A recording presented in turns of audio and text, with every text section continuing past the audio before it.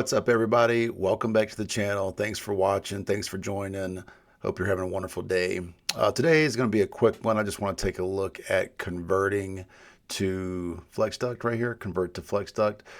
Let's just say that you ran through and did the automatic layout through Revit, or let's just say that it was easier for you to come in here and add the draw in your duct and just go ahead and connect it. And now we've got everything connected, but it's hard connected and we want to add some Flex Duct.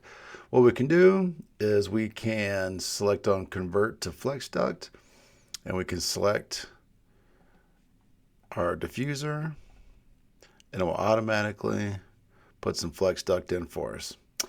The nice thing is you can go to click on this little button right here in the corner of HVAC, this little down arrow. Click on that, mechanical settings, and you can come in here and you can change your Flex Duct type.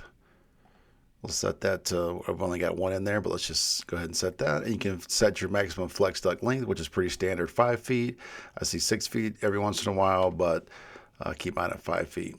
So and you can adjust that for return air, exhaust air, so on and so forth. But anyway, just wanted to show you how you can very easily convert hard duct into Flex Duct by simply clicking on Convert to Flex Duct and then select your air terminals, and it will automatically change to Flex Duct for you. We should be within, see, 4'11", 4'9". This one looks a little bit longer, 5'1", and 3'8". You can see that it kept us right around that 5 foot length that we had set in there. Anyway, hope that was helpful for somebody who's trying to easily convert to Flex Duct. Please don't forget to like and subscribe, and we'll see you on the next one. Thanks. Bye.